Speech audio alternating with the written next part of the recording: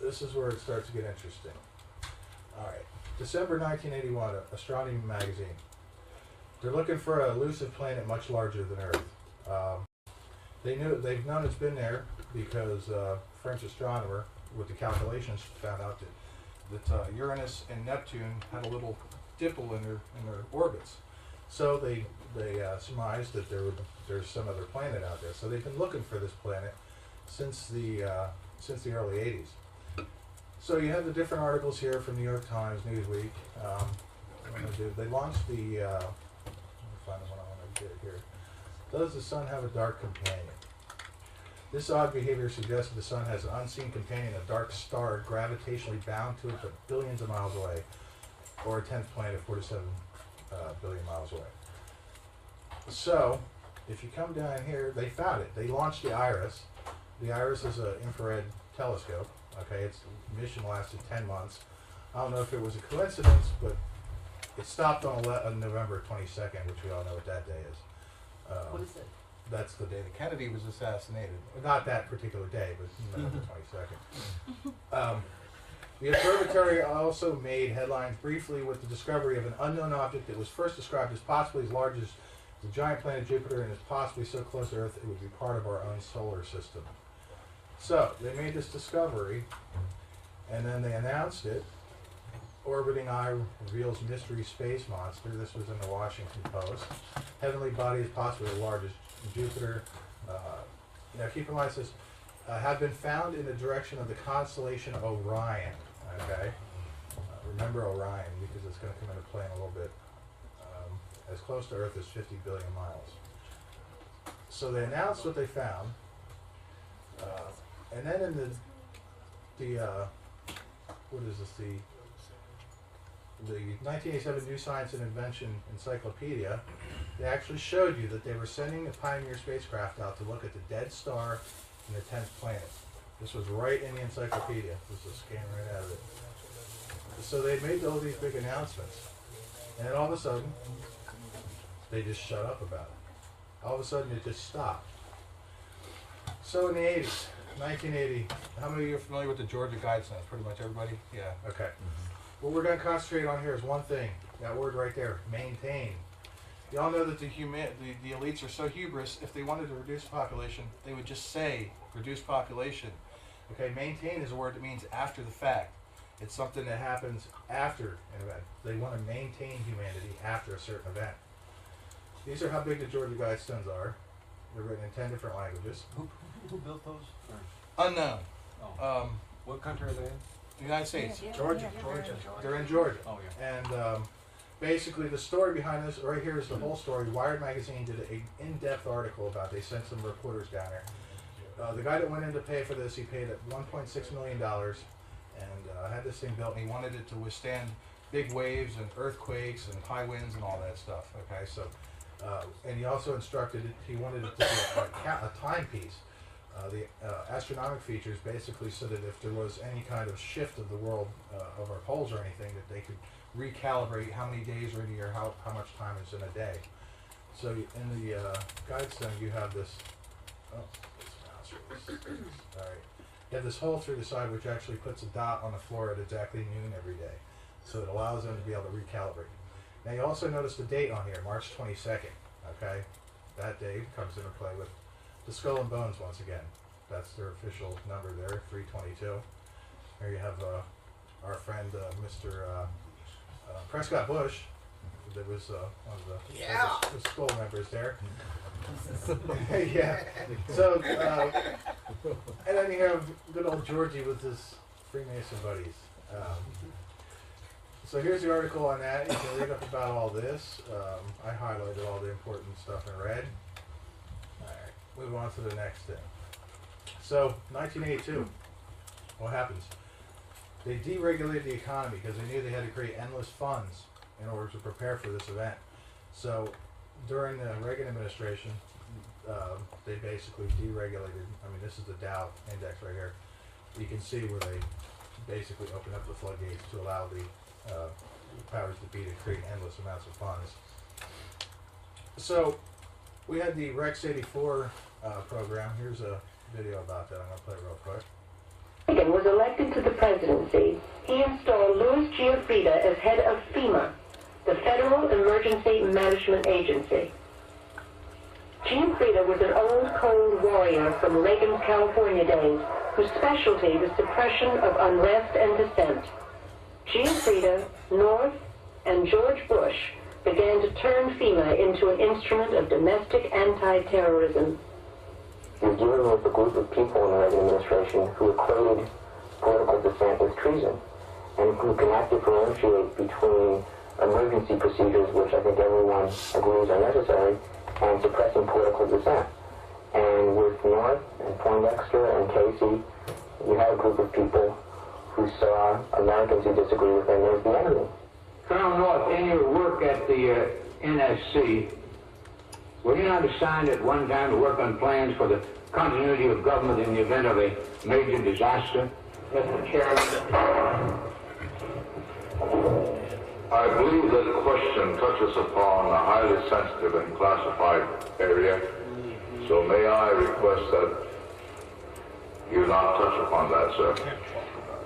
I was particularly concerned, Mr. Chairman, because I read in Miami papers and several others that there had been a plan developed by that same agency, a contingency plan in the event of emergency that would suspend the American Constitution. And I was deeply concerned about it and wondered if that was the area in which he had worked. I believe he was. I most respectfully request that that matter not be touched upon at this stage. If we wish to get into this, certain arrangements can be made for an executive session. And tragically, the only member who got close was Jack Brooks, and he was stopped by the chairman. So, you see that Rex 84 was the short for the Readiness Exercise 1904 is a plan by the United States federal government to test their ability to detain large numbers of refugees and American citizens in case of civil unrest or national emergency. They launched Fox back in 1986. Basically, Fox is a shoot-off company from the Sun Pictorial, which is actually founded September 11th, 1922. Fox. Some of you are not old enough, but some of you are old enough to understand how television changed after Fox came into the picture. Okay, network television kind of had morals at some point, and then all of a sudden Fox came in with their Married with Children, and everything changed after that. All the other networks had to keep up with them with their on-the-edge type of programming. So Fox made a big dent in the way things work and with the media. So Iraq invades Kuwait for slant drilling. What a lot of people don't know is that there's a pretty good indication that they were set up, because right beforehand, Saddam Hussein met with our ambassador, and he said, we do not, let's see here, he said,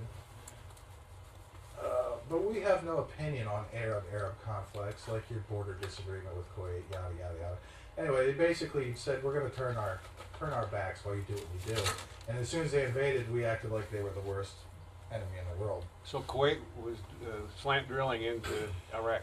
Yeah, well, that's what was said, was that Kuwait was slant drilling underneath the border into Iraqi oil, and that was their reasoning for invading. And Lucas, may I respectfully say, Sure. leave Married with Children on this. That was a great show. I'm sorry? Married with Children, it All right, let's see here. So Operation Desert Storm drops 177 million pounds of bombs on Iraq. I'm sure you've all seen the George W. Bush New World Order speech. Still have to play that? Y'all saw it already? Yeah. All right. So that happened on September 11th, 1991. Let's see here. How do I get back to it? So in 1993, the Vatican builds the VAT, which is the Advanced Technology Telescope. They spent a lot of money on this. It's in Arizona, and basically they muscled their way, and that's a whole different conspiracy in itself. If you want to check into that, they built that big old telescope. It cost them over $5 million. This is where it's going to get really weird. The Denver New World Airport. Okay. Built in March 1994, is built behind the highest mountain ranges in the United States.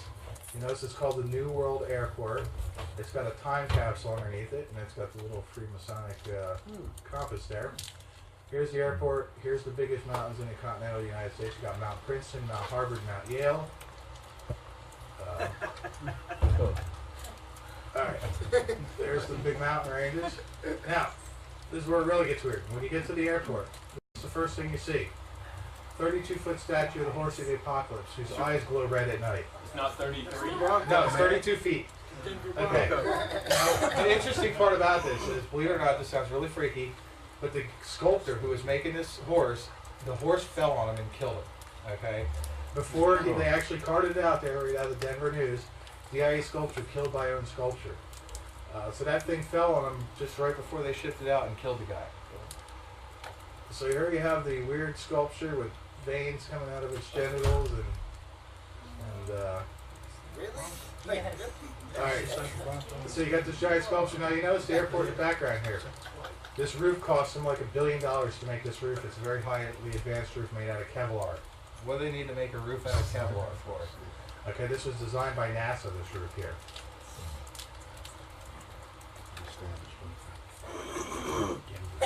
Now we're going to get into the murals. Alright. So you go into the airport. Is this the kind of thing you want to see before you get on an airplane? Okay, you got a Russian soldier with an AK-47 stabbing a double piece. You've got an exodus of people, a lady carrying a dead baby, children sick and dying. And these are, now keep in mind, these aren't small. These murals are bigger than this screen right here. These murals take up a whole giant wall. They're huge. You can't miss them. You have a letter here that was written by somebody who died in Auschwitz. I was once a little child who longed for other worlds, but I am no more a child, for I have no fear. I have learned to hate how tragic then is youth, which lives with enemies with gallows ropes. Yet I still believe I only sleep today, that I'll wake a child again and start to laugh and play. You have this exodus of people in their little murals there. You also have this scene, which is the other half of this scene. You see how the two rainbows connect right here?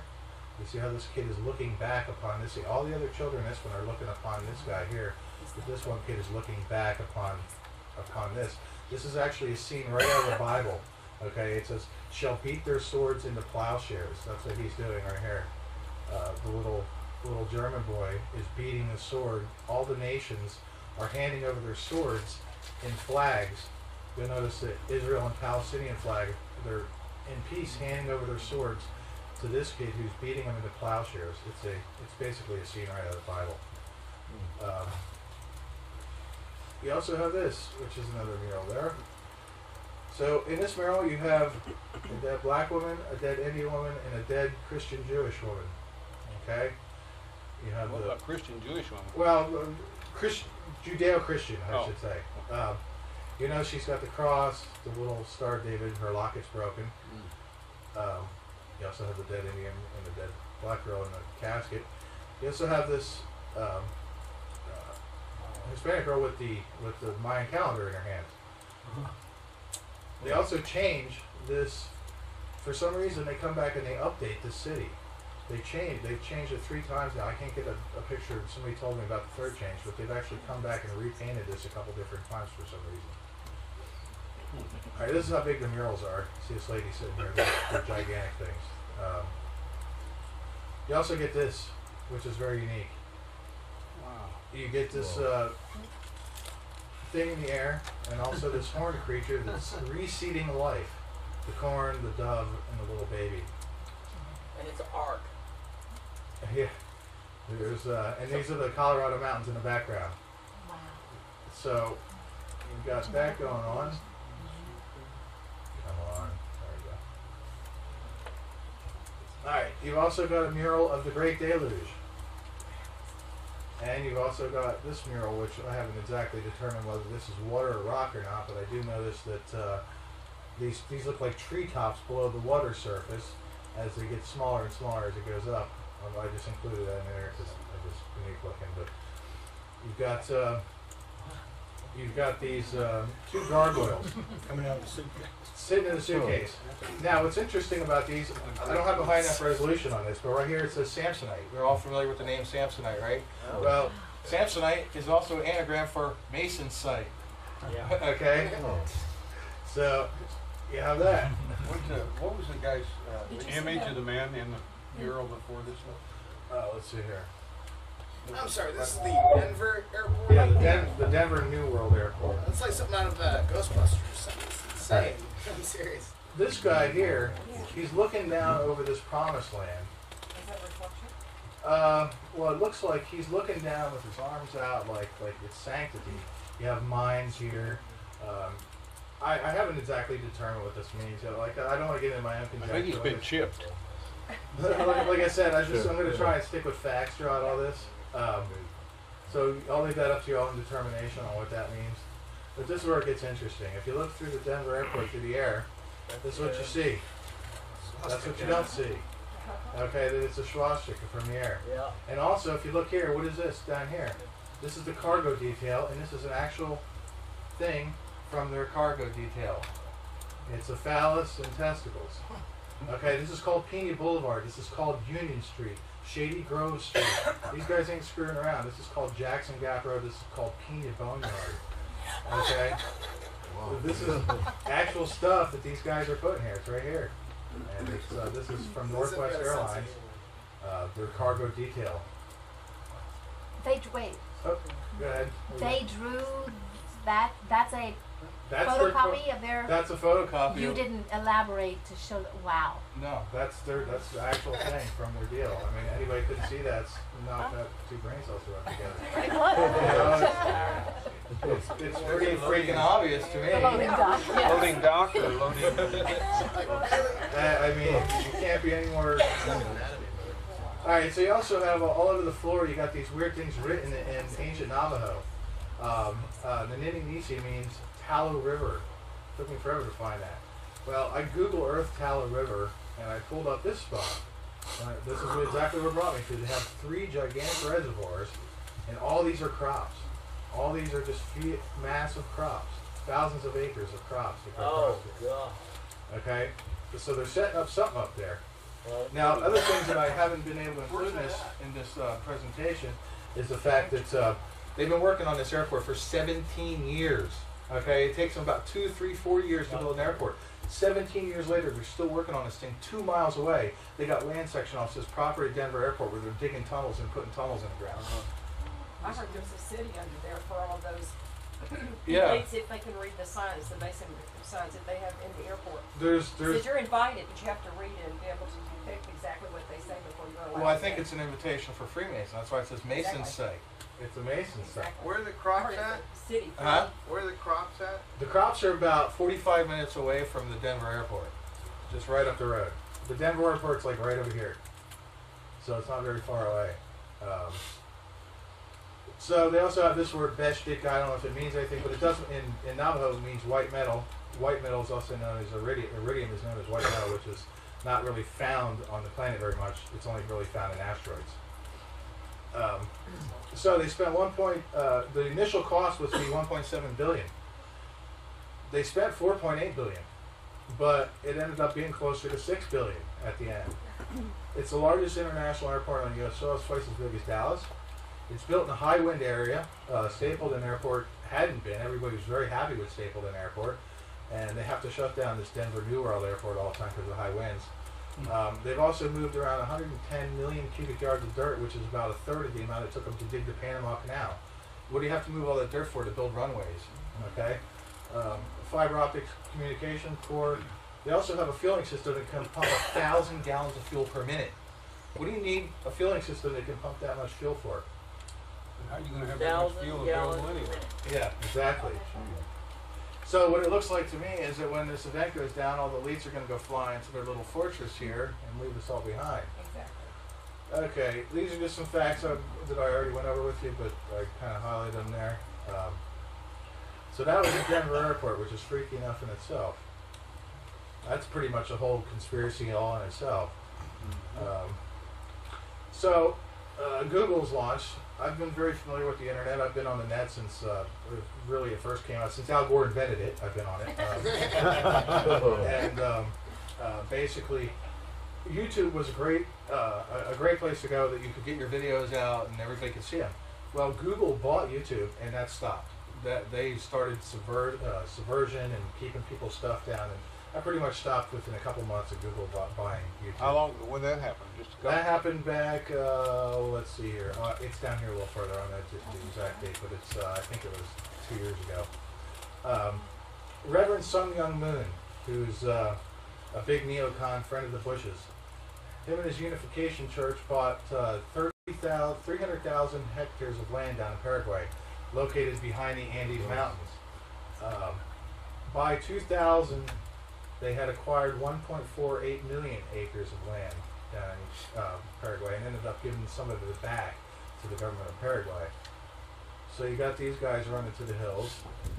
Let's see here. Okay.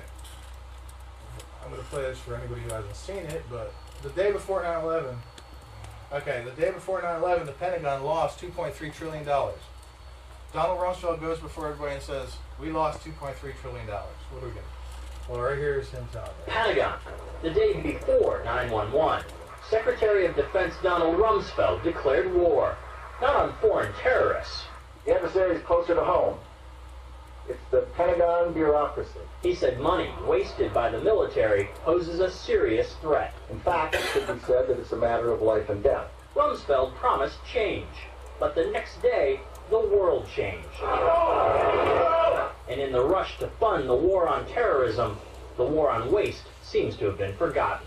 My 03 budget calls for more than $48 billion in new defense spending. More money for the Pentagon when its own auditors admit the military cannot account for 25% of what it already spends. According to some estimates, we cannot track $2.3 trillion in transactions. 2.3 trillion with a T. That's $8,000 for every man, woman, and child in America. You can watch the whole video later. But anyway, they lost 2.3 trillion, which some experts actually believe it's closer to 4.9 trillion that they've lost. They just up and vanished. So you got Donald Rumsfeld admit that they misplaced that much money the day before 9/11. That's no accident that they decided to announce it the day before 9/11. Why would they announce that though? Why didn't they just keep it to themselves? That's something you'll have to figure out on your own. They announced it for some reason, obviously. Let's see here. Pretty much everybody knows, that 9/11 wasn't exactly what we were told. That's a whole different conspiracy in itself. Right here is the Open Civil Engineers Journal, peer-reviewed accepted paper that showed that there were high nano explosives put in the World Trade Centers. Basically, I personally, this is my own personal belief, I believe that this was just a diversion. 9/11 was a diversion to keep us all busy. Let's see here. It also justifies the invasion of Afghanistan to build a gigantic pipeline. Right here is the... Now what's interesting about this, now check this out, this is from the congressional records. 3 years, 8 months before the invasion of Afghanistan, you've got the only other possible route is across Afghanistan, which has, of course, its own unique challenges. The country has been involved in a bitter warfare for almost 2 decades and is still divided by civil war. From the outset, we have made it clear, and the construction of the pipeline we have proposed across Afghanistan could not begin until a recognized government is in place and has the confidence of governance lenders in our company. So basically, 3 years before 9/11, they already have a proposed plan for a pipeline across Afghanistan. So, you got that. Where was it? Okay, then the anthrax, which kind of got buried. Yeah. That's FBI had previously prevented the scientists involved from speaking publicly. This is right out of the New Scientist. These show that the FBI traced the spores used in the attacks to a single flash to a U.S. government lab, but they don't explain why they made Ivans, who worked at the base, the prime suspect. So the spores were traced back to a U.S. lab. Didn't he commit suicide? He did. Let's see here. Okay, then we invade Afghanistan. Suicide himself. Okay, so October 1st, 2002, the United States establishes the Northern Command, which is now in control of the entire military. Okay, it's in, you see right here, October 1st, provide command and control of Department of Defense, Homeland Defense efforts to coordinate defense support of civil authorities. Now keep in mind that this was built in Colorado Springs. Okay, so they basically relocated the head of the military to Colorado Springs. Obviously, we're all familiar with the the Patriot Act, which was signed into law and probably written well before the fact. Cleaner weapons of mass destruction, the United States and UK invade Iraq. We end up building the world's largest military base there. Here's the article on it. Let's see here. 9/11/2003, I just put these in here, I don't know the connection, but 9/11/2003, the Swedish foreign minister who had criticized Israel's dealings with Palestine, she ended up getting stabbed to death. On September 11th the next year, Patriarch Peter VII of Alexandria and a bunch of other high up religious figures, they died in a helicopter wreck that was still unexplained today. Let's see here. So Hurricane Katrina strikes, and basically the National Guard, what did they do during the time? They practiced. Here's two videos y'all can watch later.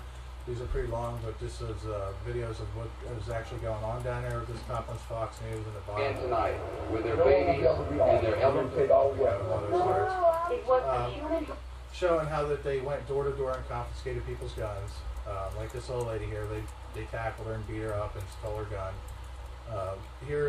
Here on Fox News, they show you that here they have all these people locked up in these big camps, and there's food right on the other side, and they won't let anybody get to it.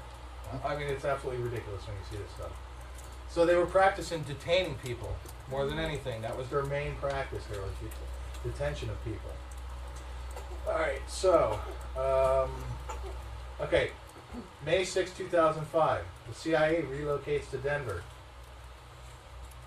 As soon as it wants to open, here we will. Right out of the Washington Post, the CIA is planning to relocate its headquarters and domestic division, which is responsible for operations and recruitment of the United States from CIA's Langley headquarters to Denver.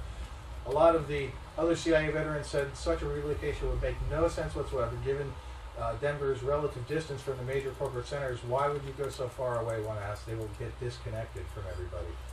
And it's unclear how a move to Denver would increase the effectiveness of the domestic division's operations. Colorado has become a major intelligence hub since September 11, 2001. The Denver suburb of Aurora is home to a little-known aerospace data facility located inside Buckley Air Force Base. It's also about 70 miles away. You have Northern Command at the Peterson Air Force Base, and could not be learned whether the CIA's Denver plans are linked to the presence of either facility. I guess they didn't decide to look too hard. Was not the CIA's headquarters previously in the Trade Center somewhere? No. It was in Virginia. It was what was in the Trade Center was in Building 7 was just an operations place. Isn't that also where the big database is? That gigantic, incredible. Yes, you're right. There is a gigantic computer database and data storage center. There's also genetics and a water treatment and contamination facility that's built underground, the country's biggest. That's in Denver also. So basically they're preparing for something in Denver. Let's see here. Okay, the EPA starts closing down its library network. People are upset about this because a lot of scientists use the EPA. Here's the article. Use the EPA libraries for a lot of reasons, and they haven't been able to get access to them because they've been closing them down without explanation. June 6, 2006. Now, what's interesting about this, on Wikipedia, when I first did this presentation, the date was 666.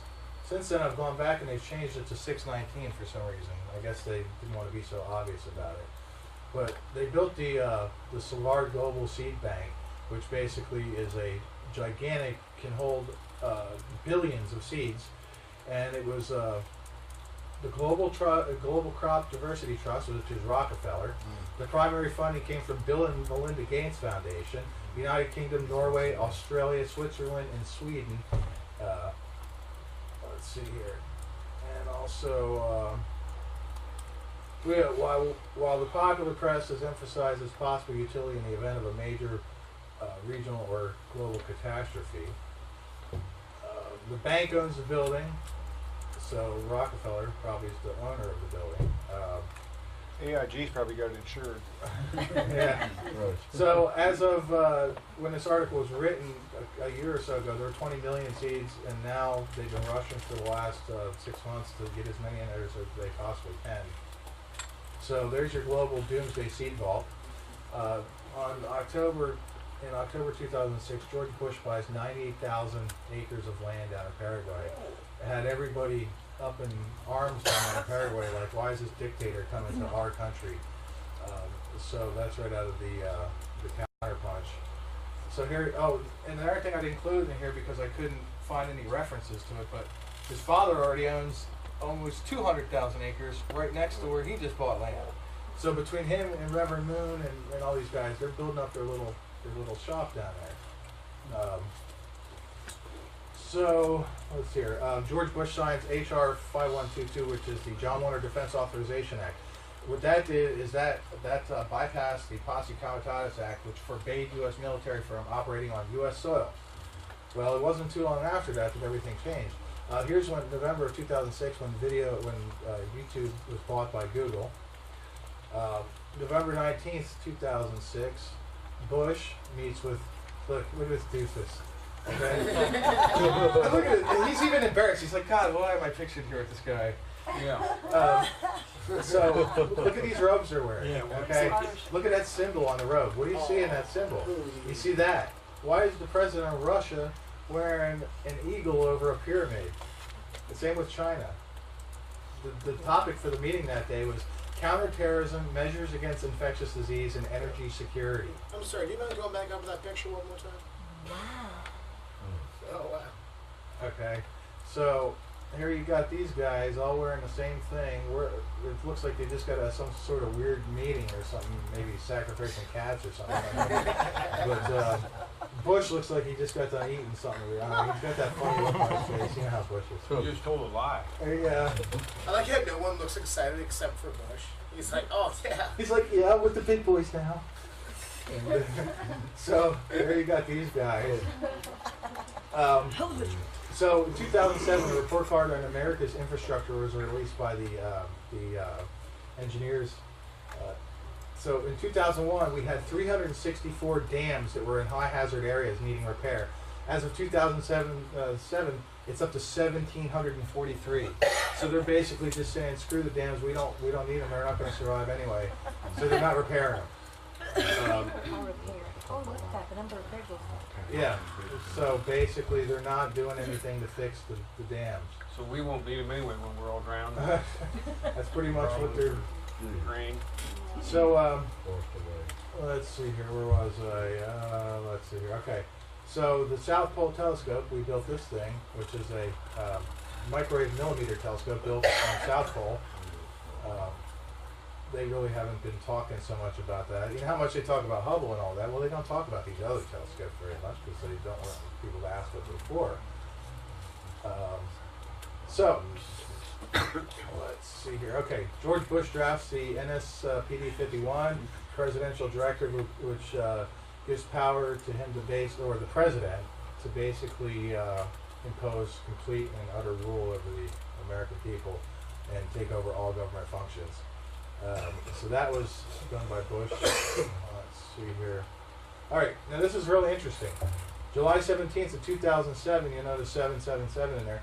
The Vatican closes down its library that's been open to the public for over 500 years, okay? And they closed down their library, okay? It's got people up in arms because people had to rush around like mad to try and collect all this information before they closed it down. And it's not expected to reopen until September of this year. Or expected before, so they're not even telling you when it's going to reopen. They're just saying it's not going to open before September this year. They had to bring in extra chairs and all that for the people because there was a mass rush of people to get there to try and get as much information as possible before they closed down the Vatican Library. To me, it's amazing they closed down a 500-year library and then just oh well, big deal. So, let's see here. September 11th, Russia tests the largest conventional weapon called the father of all bombs. That was about as big as a nuke, but it was a conventional weapon. February 28th, Neil Bush meets with the president of Paraguay, Sung Young Moon's son, and Neil Bush. That's George's brother. That's George's brother, Neil. Did he have a connection with the Twin Trade Towers? Yes, he was involved in SecureCom. Okay, so he was involved with SecureCom. He was also, which is unique. Not many people. This is something I remember when I was a kid. Remember when Reagan got shot? Okay, when Reagan got shot, and I was a kid, I was watching the news when it happened, and all of a sudden, they were at the hospital, the news and all that. The doors open up, and George Bush comes out. He's got his shirt undone, his tie all undone, his hair's all messed up. And the first reporter sticks a camera in his face and says, "Mr. Bush, what is the truth about your son having lunch with John Hinckley's brother today?" And he goes, "I ain't got time for conspiracy theories. Our president's in there dying." And he pushed the guy off the side, and then nothing was ever said about it again. Okay, well, it is a fact that guy right there had lunch with the guy's brother who shot Reagan that day that Reagan was shot. Okay, so yeah, that's a fact you can look up. And Hinckley Sr. was a neighbor of Bush Sr. Yeah, there's a lot of connections there. Houston. Let's see here. So, let's see here. The Dutch are preparing for a catastrophe. Fox News tried to run a story about it, but they decided, I guess, maybe they decided they want about the Dutch preparing for doomsday. On October 1st, 2008, the Northern Command deployed 6,000 U.S. troops on U.S. soil for the first time since the 1800s. Helping people at home may become a permanent part of active Army. Helping people. Yeah, helping people. Okay. This is right out of the Army Times website. Okay. So basically, here's all. Like I said, I highlighted all the important parts in red. So that 6,000 troops on U.S. soil. Then on October 2nd, 2008, Congress is threatened with martial law. City from Ohio. The only way they can pass this bill is by creating and sustaining a panic atmosphere. That atmosphere is not justified. Many of us were told in private conversations that if we voted against this bill on Monday, that the sky would fall, the market would drop 2,000 or 3,000 points the first day, another couple thousand the second day, and a few members were even told that there would be martial law in America if we voted no. That's what I call fear-mongering. Yes. Unjustified. Proven wrong. We've got a week, we've got 2 weeks to write a good bill. The only way to pass a bad bill, keep the panic pressure on. Now, what has the Senate done to this bill? So that's basically they were threatened with martial law, and then Sherman's still alive. And then the next day the stock market crashes. In fact, between 10.3 and 10.10, that thing drops almost 2,000 points. Basically, because what's happened is they created all this unlimited funds. Since then, they've been trying to pile scam on top of scam on top of scam on top of scam, and it's getting to a point where it can't sustain itself anymore. So basically, you had the market crash, and then on December 2008, Northern Command raises its troop levels from 6,000 to 20,000. Okay, this is right out of the Washington Post. U.S. military expects to have 20,000 uniformed troops inside by 2011, or other domestic catastrophe, whatever they want to say. But so they raised the troop levels up to 20,000. Let's see here. They launched the Panoramic Telescope and Response System, which is a rapid response system. Its primary mission is to detect near-Earth objects that threaten to cause impact events. So that's something that kind of got under the radar. Now, June of this year, the military has now classified space rocks top secret. Okay, astronomers used to have all this access to these information, but now you can no longer get access to this information because asteroids and comets are now classified top secret. Okay, so like I said, this is right out of MSNBC. All the links for the articles are at the bottom. So now that's classified. Let's see here. We all heard about ClimateGate. Okay, that's a whole conspiracy in itself. But my own personal belief is that you know, they knew that there were going to be effects on the planet as this object got closer, so they had to come up with something to explain all these weird happenings, and obviously global warming would be the explanation. December of last year, they launched a WISE telescope, which is which is like IRIS, but it's 500 times stronger. So they're looking real hard for something out there. Notice how wise is also like wise, like an owl, like Bohemian Grove. It's, okay, so this is interesting. Not many people know that there's been a lot of earthquakes under Yellowstone for the last 10, 11 days. Okay, this has been, and the interesting thing about it was that on the 13th, a couple days before all these earthquakes started, they set up all this new earthquake monitoring equipment right before the earthquake started. So maybe they knew that they were going to start. Maybe they started. Here's what I'm interested in. See, this is pretty close here. The 24th. A couple days ago, millionaire Herman Rockefeller vanishes from Australia. He gets off his plane, he gets in his car, he drives out of the airport, and he vanished. He's gone. The cops are saying it's been one of the most baffling cases in their history. It's the most baffling case in 31 years of my career. I can't understand where this person is gone. He just disappeared. Just the day before yesterday, they found his car and they found absolutely no evidence of foul play. So it looks like he slipped somewhere. He just up and vanished. So there's that. There's Rockefeller starting to turn up missing. Marion Barry makes the 12th House Democrat to retire in the last 24 days. So Democrats are jumping ship. And then, how many times have you ever heard a president say we're going to withdraw troops at a certain time? You don't do that. You never tell the enemy that you're going to withdraw troops in 2011 because what will happen? They'll just hold out until then and then wait till you leave. So why did Barack Obama tell everybody that they were going to withdraw the troops in 2011? Doesn't make no sense. Now this is interesting here because I'm sure you've all seen. Anything makes any sense at all anymore. You see all the chemtrails? Okay. They're blanketing the area for some reason. Well, here's a video of what chemtrails are made of. This is right out of the news. Could a strange substance found by a Southwest Arkansas man be part of a government test? Well, that's the question at the heart of a phenomenon called chemtrails, now getting widespread attention. Well, tonight, Baseline News 12 investigation reporter Jeff Farrell shows us the results of testing we had done about what's in our skies. It seemed like some mornings it was just crisscrossing the whole sky. It was just like a giant checkerboard. Bill Nichols snapped several photos of the strange clouds from his home in Stamps, Arkansas. They begin as normal contrails from a jet engine, but do not fade away like a normal contrail. Soon after, he saw particles in the air. Because we'd see it drop to the ground in a haze. Nichols then noticed the material collecting on the ground. This is water and stuff that I collected in bowls. I had it set out in my backyard on my dad's pickup truck. KSLA News 12 had the sample tested at a lab. The results? A high level of barium, 6.8 parts per million, more than 3 times the toxic level set by the EPA. Armed with these lab results about the high levels of barium found in our sample, we decided to contact the Louisiana Department of Environmental Quality. They told us that yes, these levels are very unusual, but at the same time they added the caveat that proving the source is a whole other matter. Barium is a hallmark of other chemtrail testing, which even attracted attention from a Los Angeles TV station. There's already no shortage of unclassified weather modification programs by the government. But those who fear chemtrails could be secret biological or chemical testing on them. I'm going to stop right there because it just gets into kind of disinformation after this. Because what you're going to look for is, if the elites wanted to use chemtrails to hurt us, they could use a whole plethora of different other things, okay?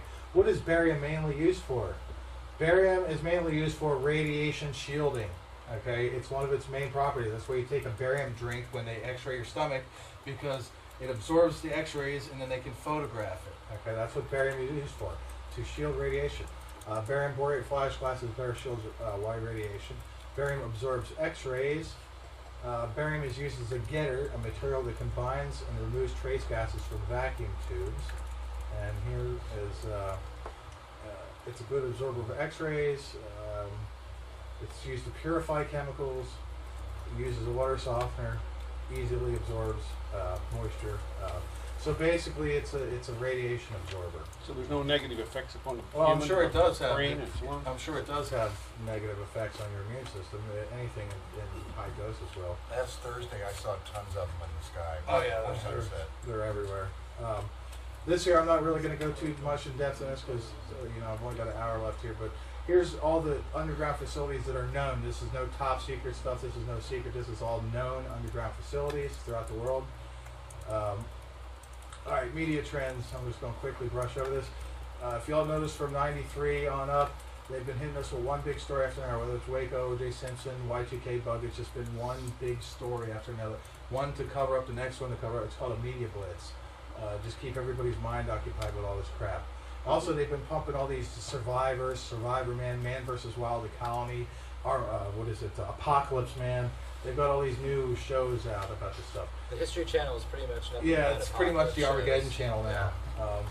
So anyway, this is what the news is not putting together for you. All these objects here, okay, I'm not going to go to every one of them, but let's go to this one for instance. This is an object that fell out of the sky in South Africa. Now these things are only supposed to hit the planet this size once every year, maybe once every couple years. Look at this object. These things have been happening all over the place. And in fact, sometimes during the month of November last year, okay, these things were happening 2 times a day. Me and my roommate actually saw the flash. This one here, let's see, let's get back to that. This one here actually creates huge fireballs seen in 8 states. That night I was sitting there at my computer, and all of a sudden I saw this flash. I was like, oh my God, I didn't think it was supposed to rain. So I looked at the radar, and it was absolutely clear, and I was like, what the hell is that? Well, come to find out, it was the night that this happened. This giant asteroid came in and basically was that big. Look at the flag, watch the flag. It caused a shockwave. You saw the flag move because of the pressure. Okay, so there's all these objects hitting the planet left and right. A lot more than what the media is telling you. You can find all these articles, everyone has a link on. But if you just search, if you just meticulously search, you can find that like November 26th and 27th, large fireballs reported over Edmonton 2 nights in a row. These are fireballs, big ones that are coming in, breaking windows and stuff like here with the sonic booms. You've got pressure waves, shakes up UK. There's one here. There was one where, large unexplained blast shatters windows in West Virginia. So there's all these unexplained. Now, we've all heard sonic booms before, but these are sonic booms that are getting the public to call the police, thousands of people, and say, I just heard a loud explosion. You know, most people know what a sonic boom sounds like, and most people know what a sonic boom doesn't sound like. That's why they're all calling the police so much. Most people don't know that there was a 7.2 earthquake and tsunami in the Solomon Islands a couple weeks ago either. The news did a good job at not reporting this either. Basically, there was a 7.2 magnitude earthquake and a tsunami that wiped out all the villages there. And the news really didn't do a good job of telling the people of that. Also, most people don't know that there was a tsunami and the Haiti earthquake too. Right here is the on their website. I couldn't get the video to put on here, but this is right from CNN International. There was a tsunami that hit after the earthquake, and I'm not talking about that either for some reason. All right, so through 2007 and 2009, we've got a whole bunch of unexplained rogue waves. Rogue wave drowns woman, rogue wave carries fishermen out to sea, ferry rammed by high tide in Indonesia. So we've got all these unexplained tides and things going on, and also large-scale blackouts. Now here's where we're going to get into the interesting part. All right, the sun. I made this video here. This video is over 200,000 images of Soho that I compiled. This is the year 2003 and the year 2009. You're watching 1 minute of 2003. Okay, that was the neat comet that went by that you just saw right there. Okay, you see how the sun's bursting out the coronal mass ejections everywhere. This is what the sun should normally look like. And as soon as we get to the 2009, you'll see the dramatic changes in the sun. That stick is the thing that holds that little thing in the center right there to block out the actual sun. The sun is the circle, the white circle in the center. That's actually the size of the sun. Okay, so we're coming up upon 2000, or in November, or October, November, and then December, and then watch what happens when we go to 2009. Look at that. All the sun can do now is blow little smoke rings out the side for some reason. It's completely different. It's acting unbelievably different than it did before. You're not getting any coronal mass ejections out of the north or south of the sun. Everything's coming out of the sides like that in little smoke rings. Wow. What's the? You're going into the explanation. It's like there's some kind of pull. Like I said, pressure. I can't get into my own personal opinion about things, but what I can do is just show you what I found, and you guys have to put it together on your own. You know, it's there's a lot of information here. So basically, the sun has dramatically changed in the course of a couple of years. The reason why I started at 2003 is because that's when the NEAT comet went by. The NEAT comet was covered up by NASA very well. They did a good job, and I'll show you how they did that. This was the sun back in 2002. This is the sun today. There's the difference. Okay? Now look at this. This is from NASA itself. The radiance of the sun. Look in 2003 when that comet went by. It dropped all the way down to the bottom of the scale. Same thing with the sunspots, or the magnetic field. 2003, it drops down tremendously. And also, 2003, the sunspots drop right there, right when that so-called NEAT comet. Right here, NASA tells you, it turns out that none of our models were totally correct. The sun is behaving in an unexpected way and very interesting. Let's see here, set a space age record for sunspot. In our professional careers, we've never seen anything quite like it. Solar minimum has lasted far beyond the date we predicted in 2007. So, all their predictions for what the sun's supposed to be doing are way off. The North Pole movement suddenly jumped. It was going along fine, and then all of a sudden it just started taking off. Here's the article about how Canada's losing their North Pole. And also the South Pole has slowed down. The South Pole is moving along at a good clip, and now it's slowed down tremendously. So you've got the two different poles doing different things. This is interesting here. This is right at National Geographic. Earth's core magnetic field changing fast. What is so surprising is the rapid, almost sudden changes take place in Earth's magnetic field. The findings suggest similarly quick changes simultaneously occurring in a liquid metal core 1,900 miles below the surface. So you've got rapid changes in the Earth's core. Let's see here. The Chandler wobble is basically the wobble of the Earth. They don't really know what causes it, but there was this anomaly in 2006 that they haven't been able to explain. It took me forever to verify that this was a real graph from the Observatoire de Paris, but yeah, this is actually a real graph. They're the ones that monitor pole movement, and there was a major anomaly that's unexplained in there. The cosmic arrays in 2009 increased 19%. That's right from NASA's their graph. They were expecting the cosmic rays to be here, but yet they're up here. Okay, so because of the magnetic field is going down so high, 2009 cosmic ray intensity has increased 19% beyond anything we've seen in the past 50 years. We're experiencing the deepest solar minimum in nearly a century.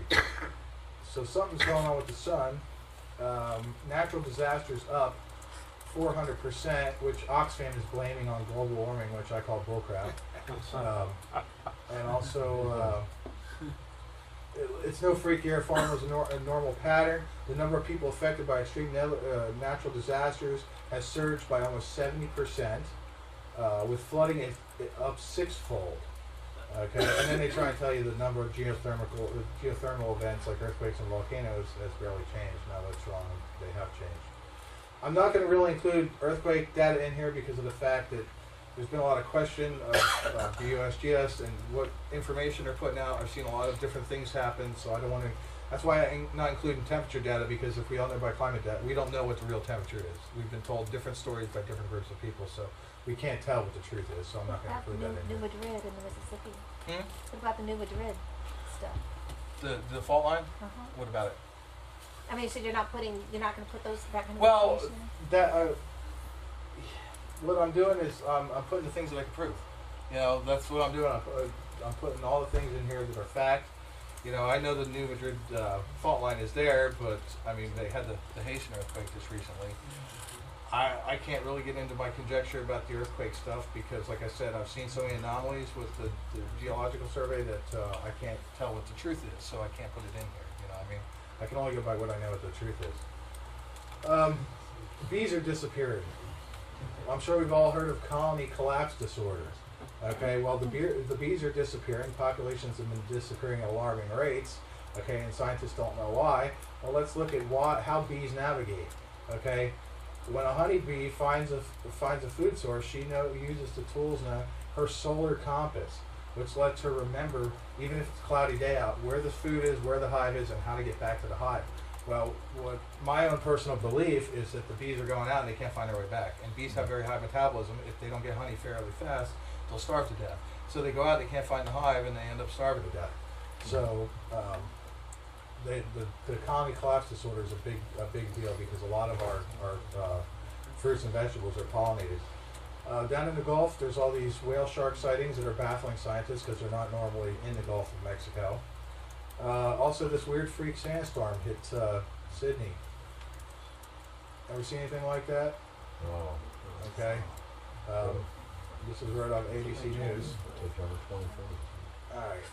Now, this is where the so-called neat comet. Okay. This was the comet that went by the sun in 2003 right here. Okay, look how big it is. I'm going to pause it here. You see, that's the size of the sun right there. Look at the size of that. Okay, that thing went by the sun, and NASA said, oh, don't worry about it, don't worry about it. Everything's cool, everything's fine, don't worry about it. Alright, so that giant comet went by the sun. The BBC reported that it seemed to be struck by super outbursts of gas from the star. They also said that its calculations show it passed through the inner solar system once before 3,700 years ago. The comet is unusual and it's very large and very bright. In fact, it's the brightest comet ever observed by one of SOHO's instruments. And what did they do? So I had questions about this comet. Okay, as soon as this loads here. I had questions about this comet because there were all kind of anomalies with this, like this image here has this thing in it for some reason, which is out of this picture. This image here is actually a chunk of this image, and for some reason they're superimposed on each other. This image came out the next day. Just one image, and that's all that they showed. And then this image came out the very next day, which has this big round ball and a coronal mass ejection around it. So I superimposed all three images over each other, and you get a straight line right between the three. Alright, now you go to the next. So I'm an inquisitive guy. I sign up for astronomy.com to start asking questions, from professional astronomers. I posted a thread. What do you guys make out of the neat comet? It wasn't 10 minutes later, they deleted my thread. Okay? So I inquired. I said, why did you delete my thread? This is what I got in return. You'll receive a new private message from Astronomy Forums from the moderator. Basically, he tells me, you asked why your posting was removed. Unfortunately, some religious groups are using the neat comet to make claims of mass ejections from the sun and alleged NASA cover-up to support their interpretation of the Bible regarding the end times. As it says in the Bible, there is a time and place for everything. The Astronomy Forum is not the time or place for religious-based discussions. Whether or not you made your posting with any religious motive, or of course, is unknown to me. However, the reality is that your topic has been hijacked by some religious groups. Unfortunately, this happens from time to time. So basically, you're not allowed to talk about a comet on Astronomy Forum. Okay, because it's been hijacked by religious groups. Okay, that was the reason why my comment was removed. So that really freaked me out. So I go to Google and I type in the actual name of the comet was C2001 V-1. Right. For the web, you'll pull up 2,110 pages for it. If you go to news, did not match any documents. Okay, so you can't even find the comet in the news. Not one single story about the neat comet in the news. Neat comet, type it in there, did not match any documents. But yet you type it in for the regular Google, you get 45,000. Okay, look at this. Space.com top one, alleged NASA cover-up of menacing neat comet. Do NASA fake comet flyby? These are all the stories on it. So basically they did a really good job, because most of you didn't ever hear the neat comet, did you? Yeah, they did a real good job of covering that up. So there you have your neat comet. Let's see here. I'm going to skip this protostars. Remember I told you to remember Orion, okay? Well, so I go onto Google. Google has a program called Google Earth, where you can look at the Earth or you can look at space. So I go to space, and I start looking, and I find this. Okay, I found this big black spot.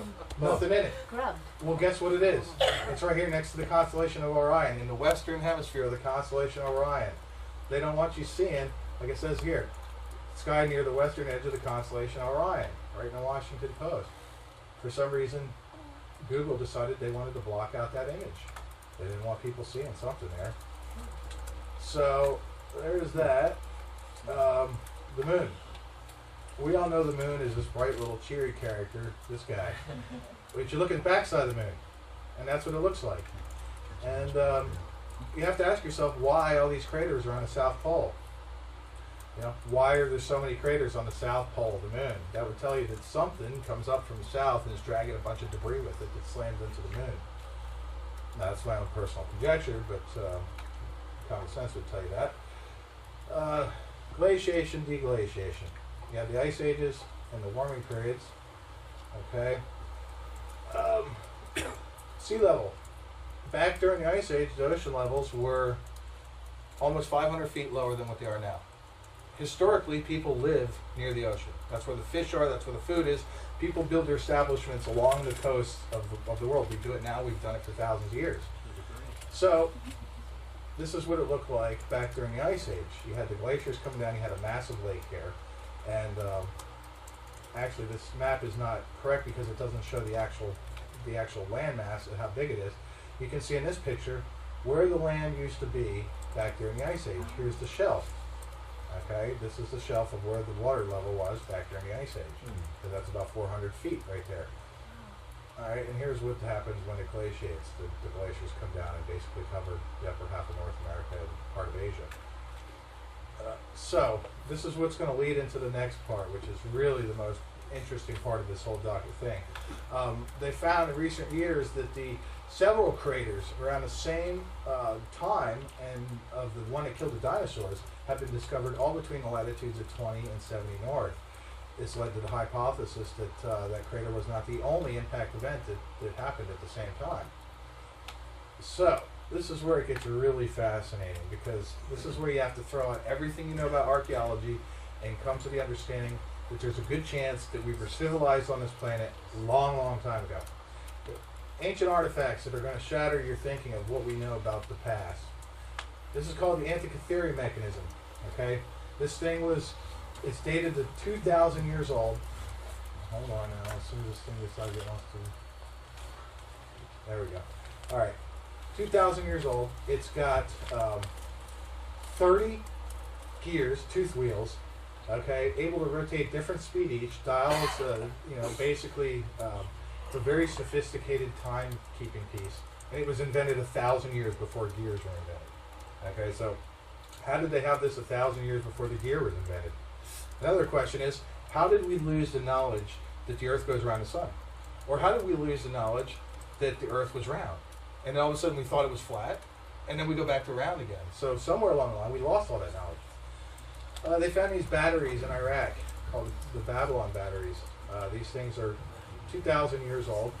What would they need a battery for 2,000 years ago if they didn't have equipment to run a battery off of? I mean, you got to have you don't just create a battery just to have it sitting around and look at it. You know, there's a reason for cell phone. Mysterious China stone. Nobody knows what this is. It's an ancient stone with a bolt embedded in it. Okay, it's got screw lines.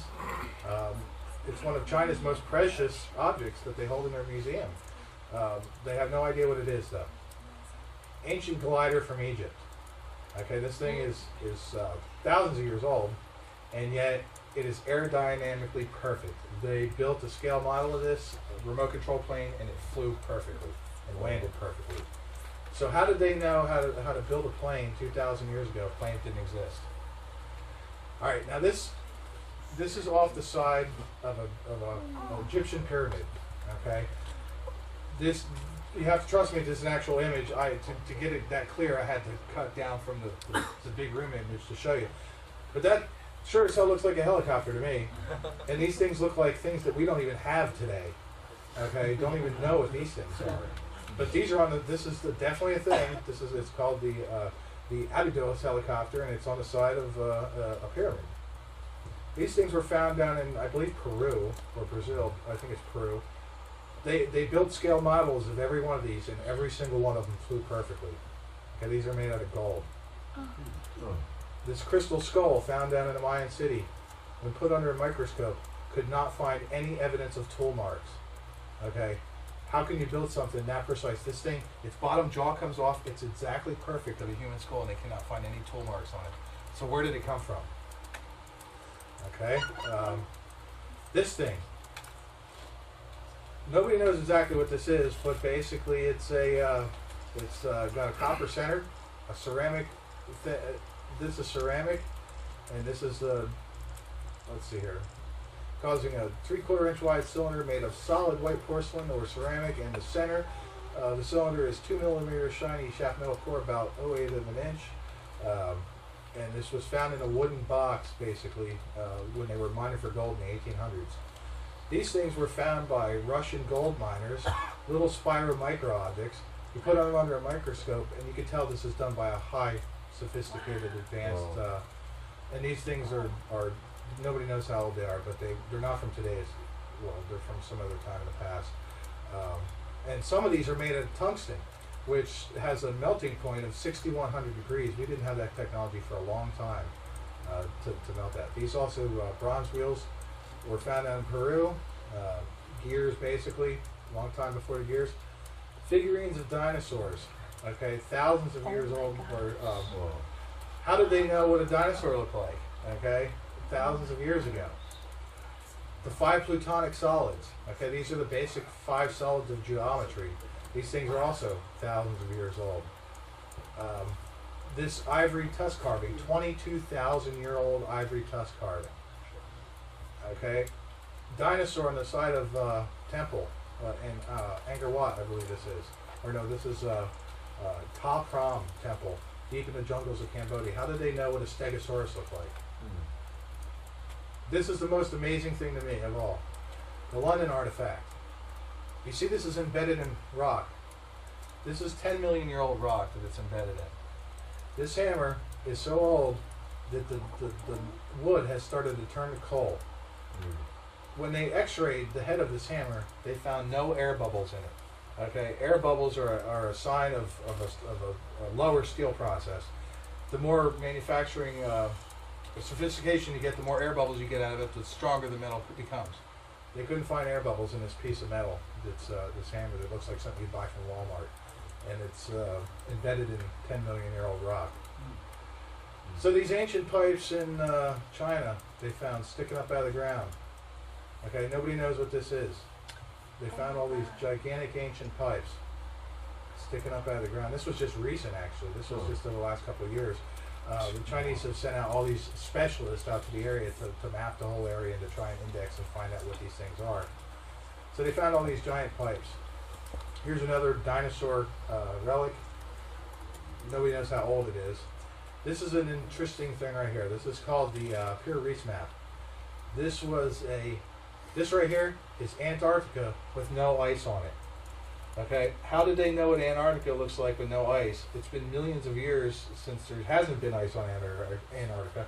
So either they had ground penetrating radar, or else this map was handed down, or this is on a gazelle skin from a long time ago, when somebody knew what Antarctica looked like without ice on it. How did they know about South America? Because this matches, I mean, if you, like I said, I can only breeze over this stuff because we're limited on time. But if you go and research this stuff, you'll find that this is an actual. This is the coastline of Antarctica right here. It fits perfectly. This right here, they want to tell you that this is a natural event. Okay, is that natural? That looks like a structure that is designed to take an extreme amount of pressure or weight. It's pretty obvious to me that that's not a natural occurrence. And then they also try and tell you that this is natural too. That's called the Baglands Guardian. That's up in Canada. They say that this is a natural event, but and they've built a mine right in his ear hole. And this is the road going into the mine.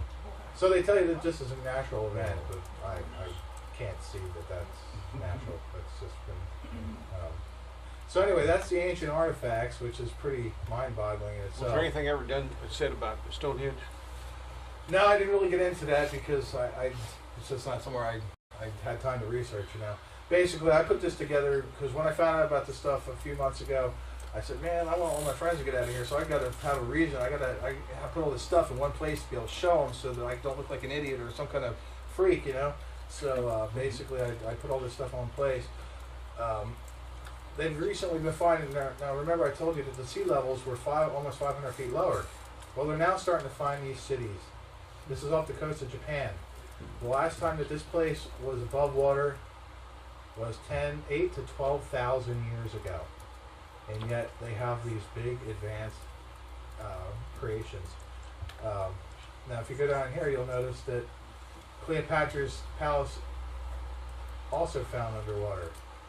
Okay, and also they just recently found 2 huge 10-mile square. I can only include one in here because I made this back before they found a second one. But they found 2 huge cities, 10 miles square, right next to each other off the coast under the ocean near India.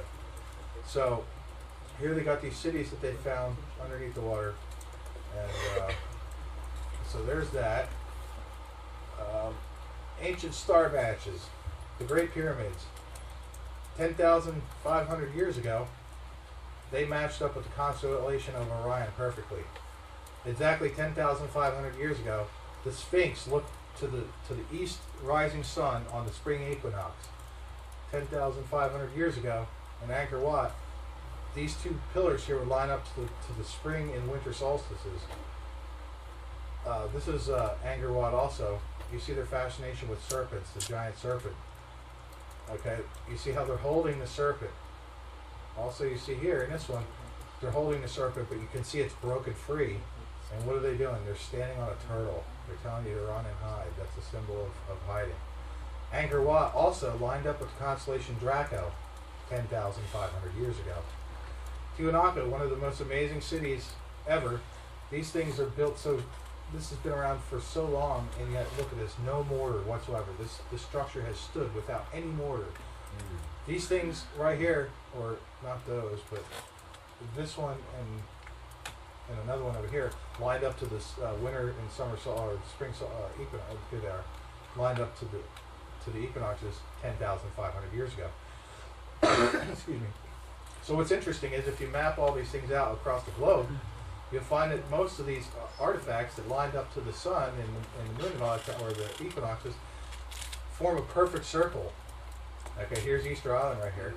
Okay, so basically somebody ages ago was trying to tell us something by making a big giant circle around the world. So there's all the ancient star matches. Let's see here. We've already kind of gone over the petricles.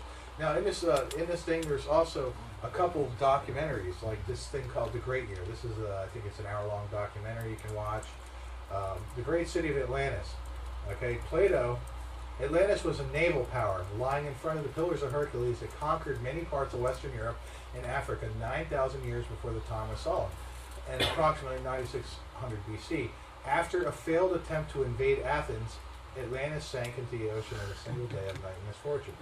Well, what is America doing right now? We're trying to take over the world's resources right before the event happens because we want to have our hands on all the world's resources. Most likely, the same thing was happening during Atlantis at the time. That's why they were at war with half the world, because they were trying to steal all the world's natural resources. So you got Atlantis. Let's see here. All right. Now, there's some old writings that are similar to the Bible, but they're not the Bible. This is it's called the Colburn Bible. And these are ancient writings from Egypt. It is in fact known to the wise that the earth was utterly destroyed once and reborn on the second wheel of creation. A lot of people don't know that Egypt had a 360-day calendar. And then all of a sudden something happened, a great catastrophe, and all of a sudden the days went to 365. So the Egyptians had to change their whole calendar system. And what they did is they still went by their normal 360 days, but they designated those 5 days as days of the dead, where they mourned their dead friend and family. Okay? And 4 times have the stars moved to new positions, and twice the sun has changed its direction as its journey. Twice the destroyer has struck Earth. God caused a dragon from out of heaven to come and encompass her about. The seas were loosened from their cradles and rose up pouring across the land. Let's go down here. Men should know that the earth will be afflicted. The sign was a strange star. The star grew and waxed in great brightness and was awesome to behold. It put forth horns and sang, being like any other ever seen. When ages pass, certain laws operate upon the stars in the heavens. Their ways change, and their movement and restlessness they're no longer constant, and the great light appears readily in the skies. They will hear the trumpet and the battle cry of the destroyer. They will be eaten up by the flames of wrath and consumed by the breath of the destroyer. Let's see here. Okay, this is the interesting one. It twisted about itself like a coil. Okay, it was not a great comet or a lucent star, being more like a fiery body of flame. Yes. What did we just see with the Norway spiral? A giant coil with a fiery body of flame. Can you go back up a little bit? Sure. It talked about they will seek refuge inside the earth. Oh. They're building these big cities. Oh, yeah. In the United States. Yeah. Let's see here. That's really interesting. Right at the top. At the top? No, well, where you the top of where you where you were. Down Yeah. there, yeah. Keep going down. I like the part where it says women will be as men and men will be as women. Well, that's pretty. Oh yeah. Right here, we'll see. Yeah. So these are ancient writings from the Colburn Bible. How do you spell that? Kolbrin. The days of the years were shortened, and the times of all things altered. The seasons were turned around. Okay, so there's some ancient Egyptian writings about that that are pretty clear. Now, Easter Island. What they try and tell you is that a group of people decided to take a boat, it's actually almost 3,000 miles out in the middle of nowhere, build a bunch of monuments, and then say, oh, well, we're done. I mean, come on now. Look at these guys. They're all looking up to the sky. Why are they looking up to the sky? Sun guy. Okay? They're all looking up to the sky because that's why they picked Easter Island, because it was in that little circle that they put around the world to try and show us that they had advanced technology back then. Let's see here. Sorry, but one second, real quick. What if that circle is just because of an observation point? Like they would have the same observation point of the celestials, like constellations and stuff. Right. That's what I'm saying. I'm just putting down facts. I mean, if you want to, figure it out, and however you want to. We want the freaky truth. I just stick with the facts because if I don't, then people say that's your conjecture. So I just stick with what I know is the truth. This you can see that the Sumerians knew that Uranus was green. How did they know that? I mean, they had to have some kind of knowledge somehow to know that. There's another video on here about the planets. Let's see here. The Mayans on the winter solstice, winter equinox, I believe. This serpent forms right here and slithers down into the ground.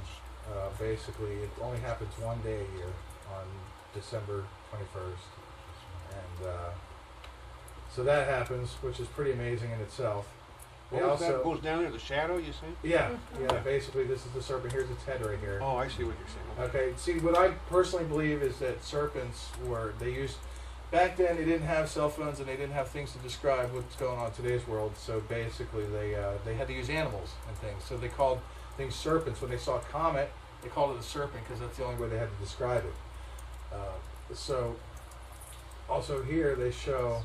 Down here, the Mayans show the serpent pouring out these gigantic buckets of water on the puking water on the planet, and pouring out gigantic buckets of water, like the serpent causes the flood, which I want to get into, which is really amazing. Is all the ancient flood myths. Okay, quickly, Satan mythology. You got it loading. All right, Satan, devil, horns. Okay, has a tail, cast out of heaven on earth. Now, when you see a comet, you see the side view of it. You see the head and the tail.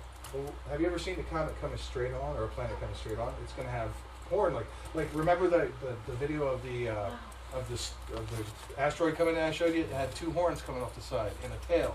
So I suspect personally that that's where the mythology from Satan and devils and demons and all that comes from, is from things hitting the planet, and also dragon mythology.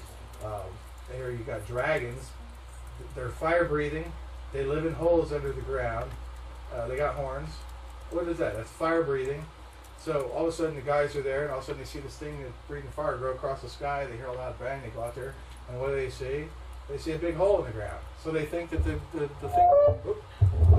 things live in holes in the ground. so a lot of this stuff comes from ancient mythology that they just didn't know how to explain. What I was going to get into, which is really interesting, is the flood mythology. Okay. Throughout the, let's see here, in China, floodwaters had reached to the heavens. Okay, reached to the heavens. That means they were up into the sky as far as you can see. Severe flooding along the river bank was caused by dragons.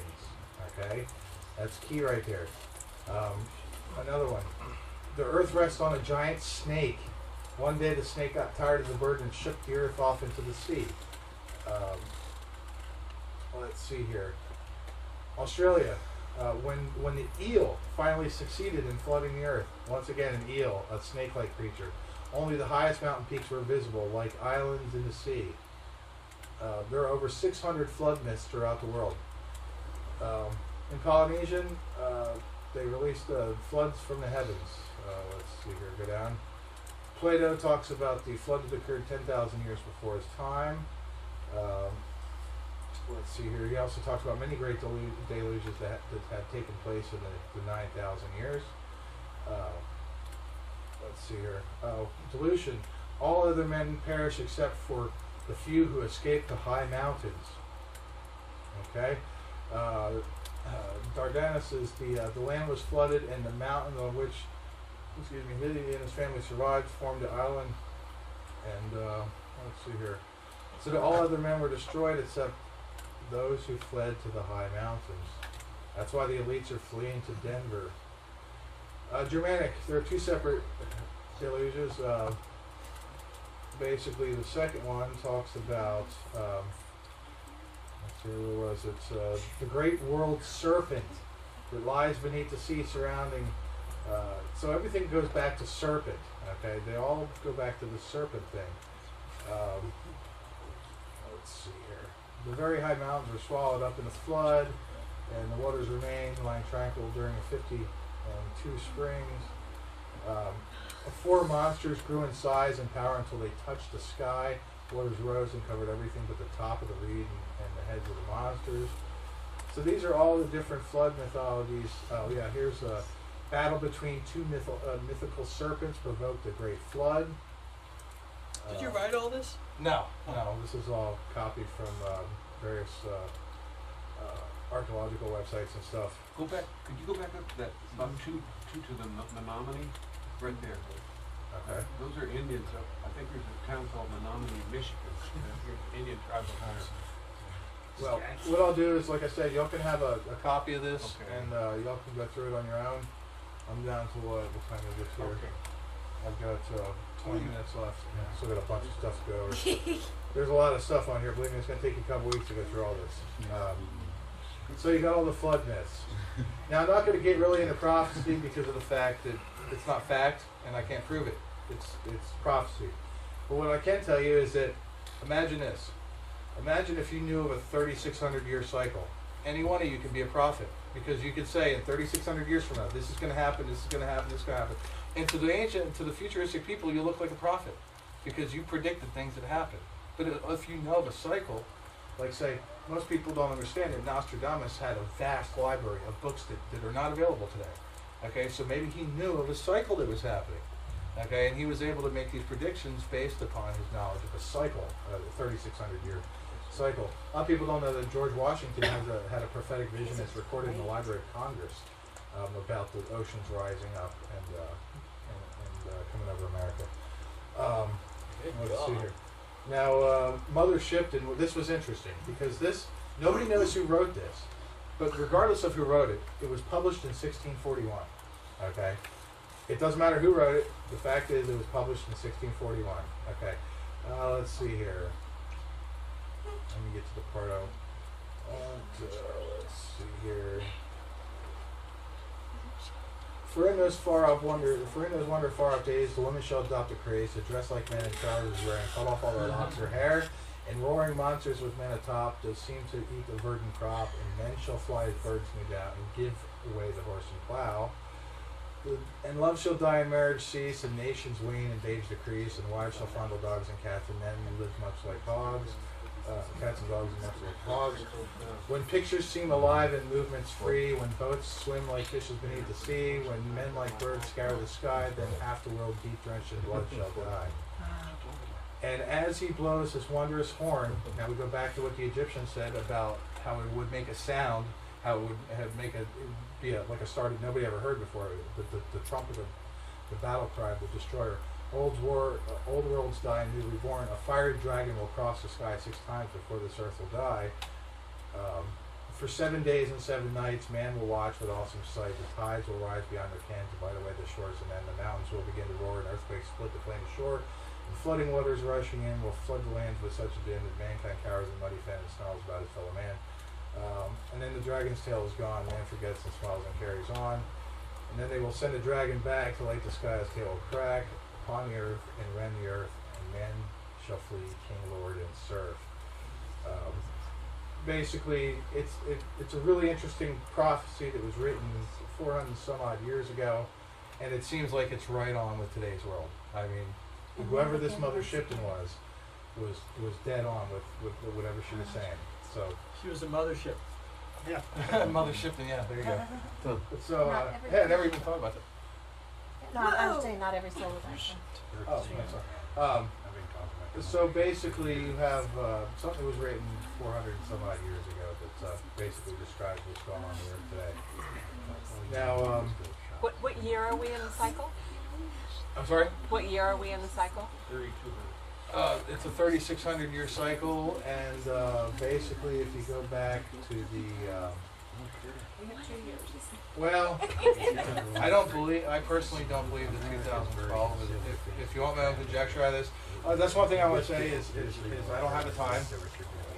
I don't even think the elites have a time. Okay, I think they're just as scared as everyone else. I personally believe it's this year, at the end of this year. I'm sorry, I can't hear you. Oh, I'm sorry. I personally believe that it's going to happen at the end of this year. Why? Well, for one, on here is a video by John Moore. Okay, he was a CIA intelligence. He's a whistleblower. He's come clean on this. After I found out all about this, I said, "God, there's got to be some other guy, some other person out there that knows about this." So I started looking. I found this guy, John Moore. Well, anyway, he talks about the elites making sure they had their plans done by the end of 2009. They had to have all their plans done by December 2009. So I would suspect. Well, go ahead, say what you're going to say. You know, are you familiar with the CAPR? Oh God, I say it all the time. The annual financial reports. A little bit. But no, I'm talking about all the couched money, the stolen money to finish it, and you know all these trillions they can't get, and like they're raking us over the coals with these stimulus packages. They put every bogus name in the book on them, and it's unaccounted for money, and it sums beyond belief. And we can't just tell right anybody now. where it is. Yeah. It's a secret. Yeah. So they're not allowed to hide. It's their cities they're building for themselves. There's, All right, on here what I've done is I've included. looks like they're in a hurry to finish it. Here's all the video clips. Here's documentaries. Okay.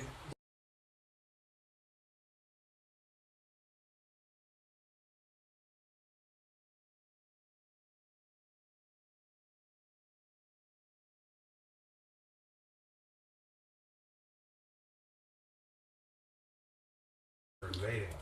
And Lucas, may I respectfully say, leave Mary with Children on this. That was a great show. I'm sorry? Mary with Children. All right. Let's see here. So Operation Desert Storm drops 177 million pounds of bombs on Iraq. I'm sure you've all seen the George W. Bush New World Order speech. Still have to play that? Y'all saw it already? Yeah. All right. So that happened on September 11th, 1991. Let's see here. So in 1993, the Vatican builds the VAT, which is the Advanced Technology Telescope. They spent a lot of money on this. It's in Arizona, and basically they muscled their way. And that's a whole different conspiracy in itself. If you want to check into that, they built that big old telescope. It cost them over $5 million. This is where it's going to get really weird. The Denver New World Airport. Okay. Built in March 1994, is built behind the highest mountain ranges in the United States.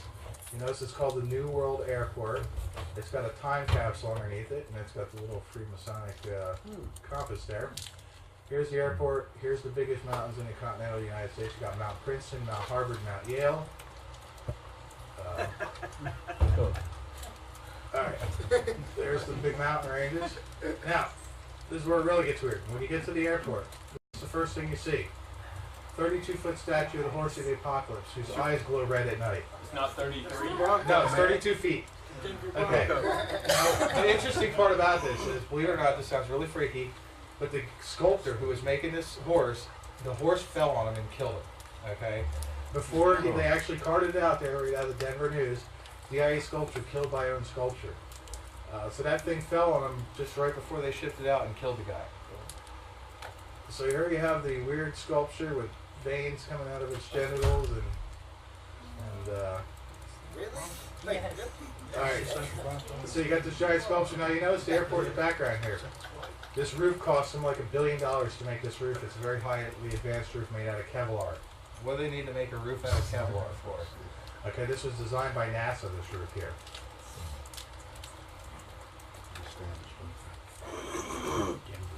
Now we're going to get into the murals. Alright. So you go into the airport. Is this the kind of thing you want to see before you get on an airplane? Okay, you got a Russian soldier with an AK-47 stabbing a double piece. You've got an exodus of people, a lady carrying a dead baby, children sick and dying. And these are, now keep in mind, these aren't small. These murals are bigger than this screen right here. These murals take up a whole giant wall. They're huge. You can't miss them. You have a letter here that was written by somebody who died in Auschwitz. I was once a little child who longed for other worlds, but I am no more a child, for I have no fear. I have learned to hate how tragic then is youth, which lives with enemies with gallows ropes. Yet I still believe I only sleep today, that I'll wake a child again and start to laugh and play. You have this exodus of people in their little murals there. You also have this scene, which is the other half of this scene. You see how the two rainbows connect right here? You see how this kid is looking back upon this. All the other children in this one are looking upon this guy here, but this one kid is looking back upon this. This is actually a scene right out of the Bible. Okay, it says, "Shall beat their swords into plowshares." That's what he's doing right here. The little German boy is beating the sword. All the nations are handing over their swords in flags. You'll notice that Israel and Palestinian flag, they're in peace handing over their swords to this kid who's beating them into plowshares. It's basically a scene right out of the Bible. You also have this, which is another mural there. So in this mural you have a dead black woman, a dead Indian woman, and a dead Christian Jewish woman. Okay?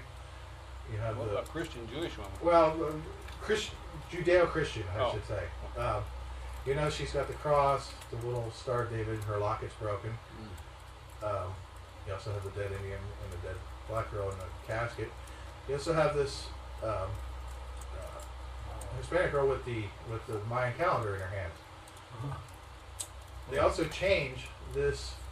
For some reason, they come back and they update this city. They've changed it 3 times now. I can't get a picture. Somebody told me about the third change, but they've actually come back and repainted this a couple different times for some reason. All right, this is how big the murals are. See this lady sitting here? They're gigantic things. You also get this, which is very unique. Wow. You get this thing in the air, and also this horned creature that's reseeding life. The corn, the dove, and the little baby. And it's an ark. Yeah. There's and these are the Colorado mountains in the background. Wow. So you've got that going on. Come on. There you go. Alright, you've also got a mural of the Great Deluge. And you've also got this mural, which I haven't exactly determined whether this is water or rock or not, but I do notice that these look like treetops below the water surface as they get smaller and smaller as it goes up. I just included that in there because it was unique looking. But you've got these 2 gargoyles coming out of the suitcase. Sitting in a suitcase. Now, what's interesting about these, I don't have a high enough resolution on this, but right here it says Samsonite. We're all familiar with reduced population. Okay, maintain is a word that means after the fact. It's something that happens after an event. They want to maintain humanity after a certain event. These are how big the Georgia Guidestones are. They're written in 10 different languages. Who built those? Unknown. Oh. What country are they in? The United States. Georgia. They're in Georgia. Oh, yeah. And basically, the story behind this, right here is the whole story. Wired magazine did an in-depth article about it. They sent some reporters down there. The guy that went in to pay for this, he paid $1.6 million and had this thing built, and he wanted it to withstand big waves and earthquakes and high winds and all that stuff. Okay, so and he also instructed it, he wanted it to be a timepiece. The astronomic features basically so that if there was any kind of shift of the world of our poles or anything, that they could recalibrate how many days are in a year, how much time is in a day. So in the guide stone you have this, alright, you have this hole through the side which actually puts a dot on the floor at exactly noon every day. So it allows them to be able to recalibrate. Now you also notice the date on here, March 22nd, okay? That day comes into play with the skull and bones once again. That's their official number there, 322. Here you have our friend Mr. Prescott Bush, that was one of the skull members there. Yeah. So, and then you have good old Georgie with his Freemason buddies.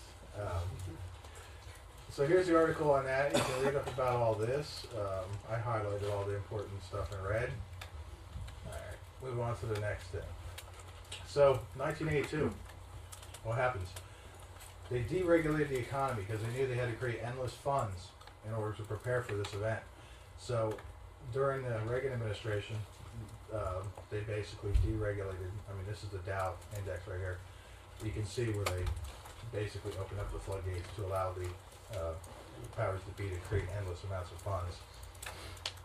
So we had the Rex 84 program. Here's a video about that. I'm going to play it real quick. Reagan was elected to the presidency. He installed Louis Giuffrida as head of FEMA, the Federal Emergency Management Agency. Giuffrida was an old cold warrior from Reagan's California days whose specialty was suppression of unrest and dissent. Giuffrida, North, and George Bush began to turn FEMA into an instrument of domestic anti-terrorism. You're dealing with a group of people in the Reagan administration who equated political dissent with treason, and who can differentiate between emergency procedures, which I think everyone agrees are necessary, and suppressing political dissent. And with North and Poindexter,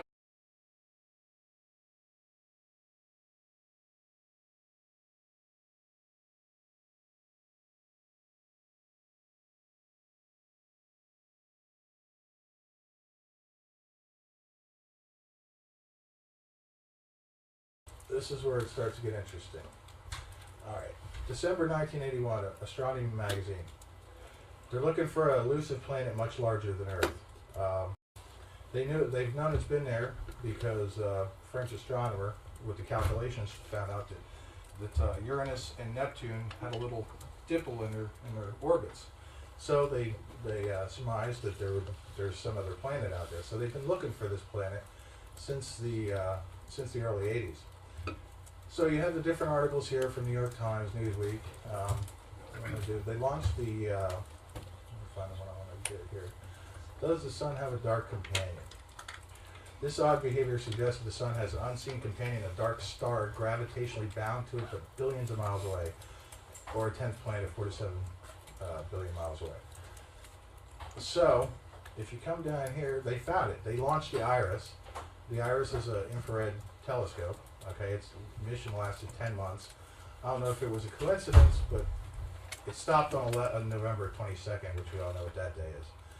What is it? That's the day that Kennedy was assassinated. Not that particular day, but November 22nd. The observatory also made headlines briefly with the discovery of an unknown object that was first described as possibly as large as the giant planet Jupiter and is possibly so close to Earth it would be part of our own solar system.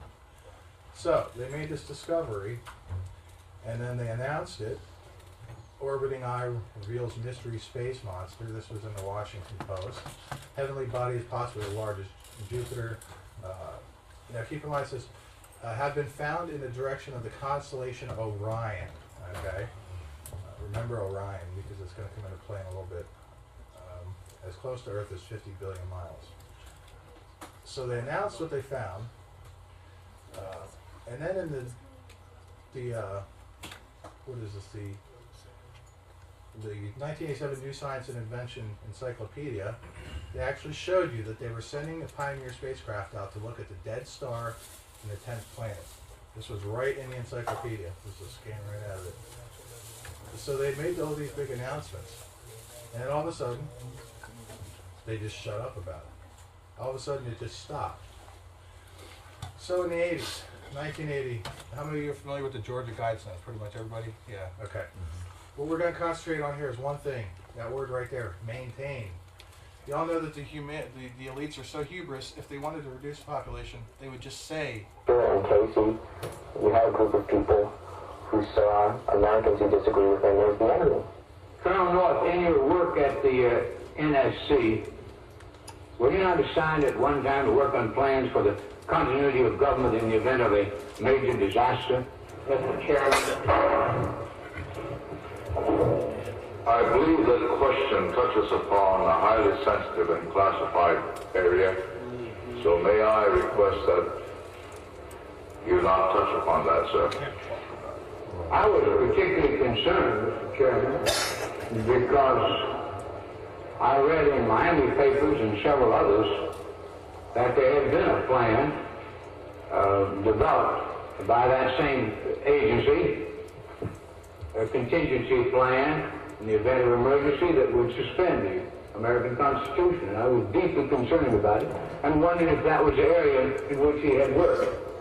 I believe he was. I most respectfully request that that matter not be touched upon at this stage. If we wish to get into this, certain arrangements can be made for an executive session.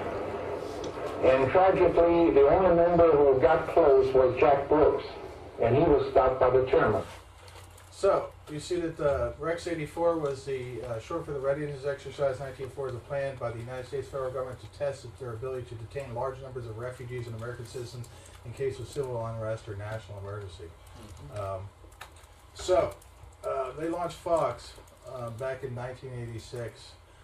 Basically, Fox is a shoot-off company from the Sun Pictorial, which is actually founded September 11th, 1922. Fox. Some of you are not old enough, but some of you are old enough to understand how television changed after Fox came into the picture. Okay, network television kind of had morals at some point, and then all of a sudden Fox came in with their Married with Children, and everything changed after that. All the other networks had to keep up with them with their on-the-edge type of programming. So Fox made a big dent in the way things work and with the media. So Iraq invades Kuwait for slant drilling.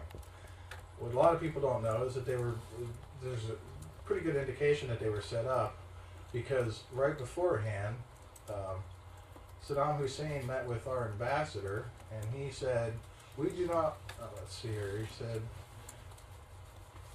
but we have no opinion on Arab conflicts like your border disagreement with Kuwait, yada, yada, yada. Anyway, they basically said, we're going to turn our backs while you do what you do. And as soon as they invaded, we acted like they were the worst enemy in the world. So Kuwait was slant drilling into Iraq. Yeah, well, that's what was said, was that Kuwait was slant drilling underneath the border into Iraqi oil. And that was the reason for